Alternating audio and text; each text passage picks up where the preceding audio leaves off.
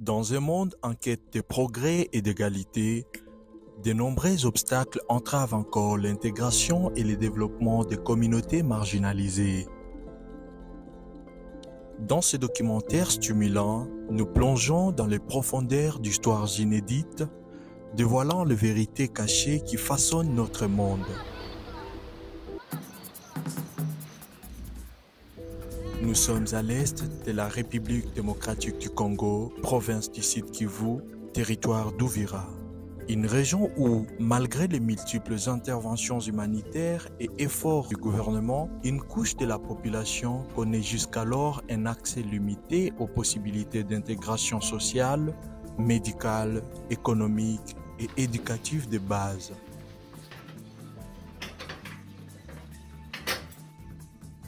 À travers les actions de ADED, une organisation non gouvernementale œuvrant principalement au Sud Kivu et Nord Kivu, ainsi que quelques interviews d'experts, nous explorerons l'impact de ces attitudes sur la vie des personnes handicapées et mettrons en lumière les initiatives qui promeuvent l'inclusion.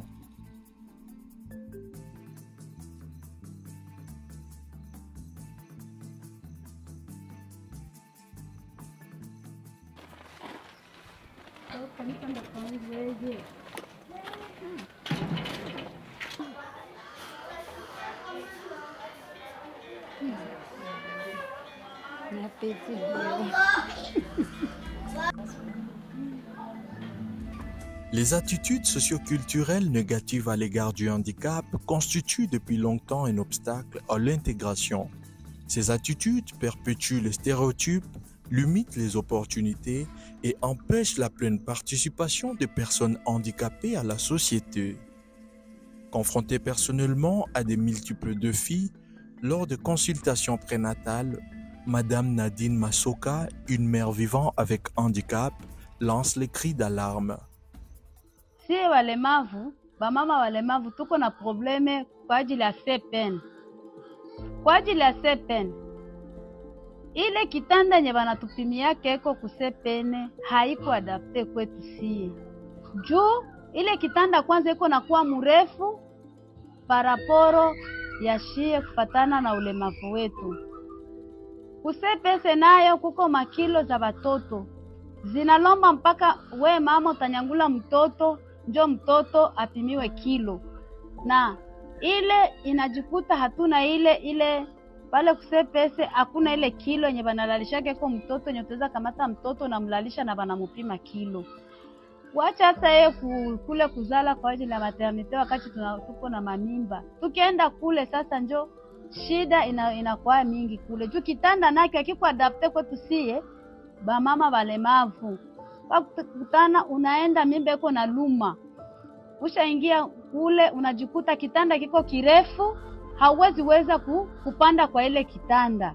Hata bakutilie kitu kimoja banatiaka mule tunakutaka na kwasa vile kiti. Au utaweza hata kupanda kwa ile kiti kusudi ufanye nini?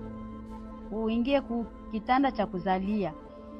Tukienda sasa kwa wakati, kwa sababu si mama wajawazito mara kwa mara tunapita operation. Kule tukishamaliza kule operation, tukishaingia mu masale, matwalete zenye tunakuaka nazo haziko adapte kwetu si. Juu zile matwalete ziko chini na utakuwa unajikutosha kuwa na kilonda, hakuna gisu ikale kwa ajili ya kile kilonda kuluma juu matwalete haziko adapte kwetu. Ile yote inatufanya si mama walemavu kushindwa sana, kuteseka sana. Hiyo yote ndio shida yenye shiba mama walemavu tunakuaka nayo wakati tunaenda kumopito.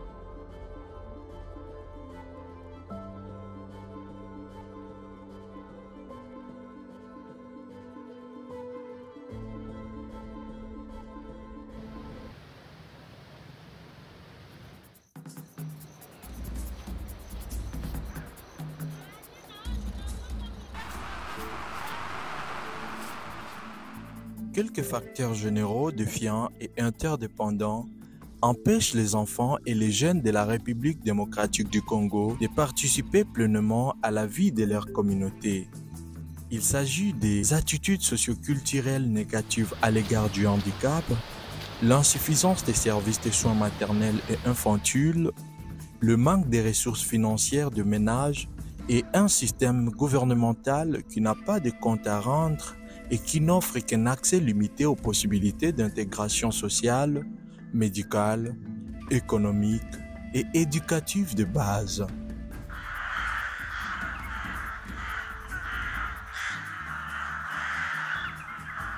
Dr Guy Moussemakweli Mouchouté, médecin responsable du centre de santé de référence de Kabimba, une localité située à plus de 20 km au sud de la ville d'Ouvira, éclaire la voie vers une meilleure prise en charge technique en vue de faire face à l'énorme défi autour de la prévention du handicap pendant la période prénatale. Nous avons les services de maternité ici à Kabimba, nous avons les services de CPN, de CPS, nous avons aussi les personnels, non seulement les médecins, les accoucheuses, les infirmiers. Alors, nous avons le service de kinésithérapie qui est appuyé par ADED. Alors, comme défi, nous pouvons citer, nous avons des multiples défis. Non seulement d'abord, on peut citer la capacitation des personnels, des prestataires de santé de Kabimba, notamment les médecins, les infirmiers et les accoucheuses.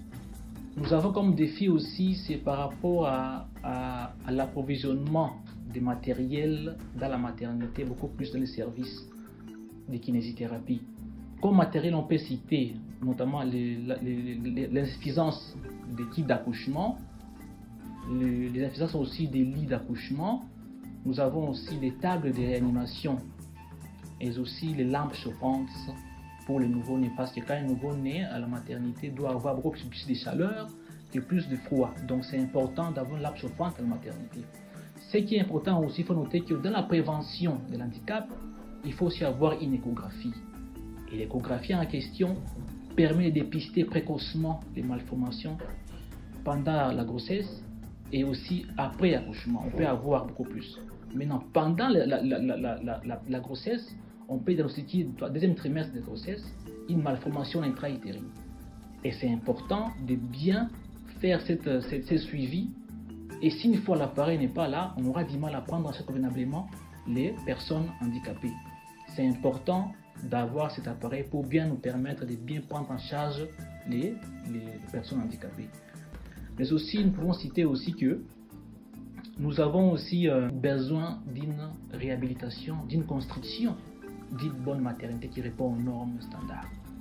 Parce que sans une bonne maternité, on aura aussi du mal à prendre convenablement les personnes handicapées. Si une fois ils sont bien capacités et si on a une bonne maternité, on va relever les défis que nous venons de citer.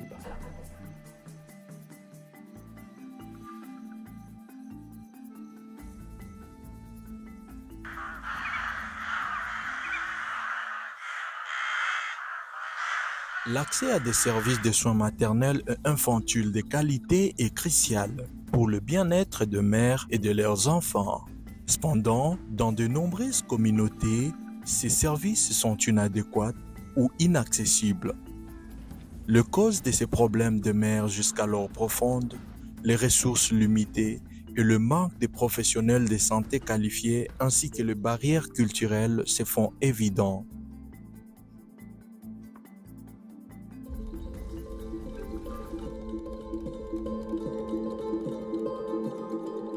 Mettre en lumière le mouvement de base et les efforts de plaidoyer qui visent à outiller les structures sanitaires et à créer des politiques plus inclusives vis-à-vis des femmes vivant avec handicap, Bitawa Bonde Gwissi, infirmier superviseur de la zone de santé d'Ouvira, soutient haut et fort l'initiative de l'ONG ADED.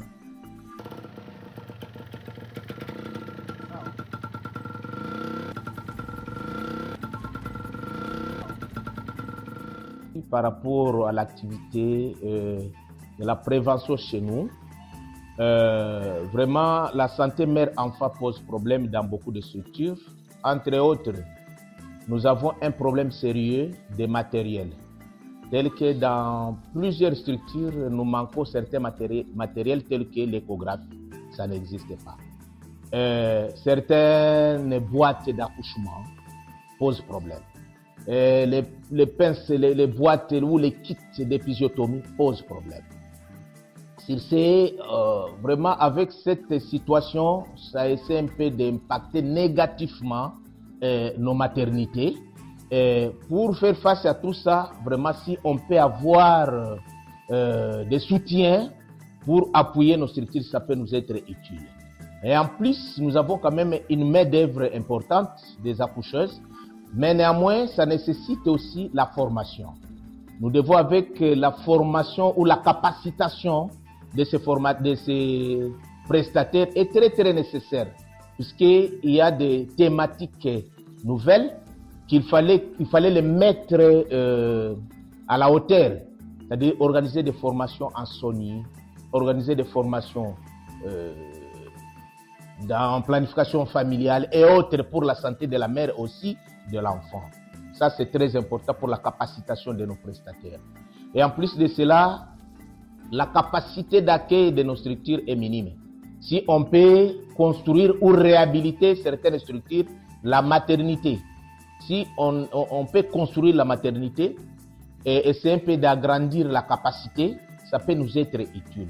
Puisque vous trouverez que c'est vraiment un petit box, là où on dirige la salle d'accouchement ou les lits d'accouchement, avec là où on peut faire la réanimation des nouveau-nés, ça pose problème. Mais si on peut agrandir la capacité, ça peut être très utile. C'est-à-dire 3 choses, si on peut se résumer: la formation des prestataires, la dotation en matériel et la construction en bâtiment. Cette réhabilitation est très importante parce que ça peut aider surtout les femmes vivant avec handicap pour avoir l'accessibilité géographique facile aux femmes avec handicap, les femmes enceintes avec handicap, d'octroyer ou de fréquenter les différentes structures.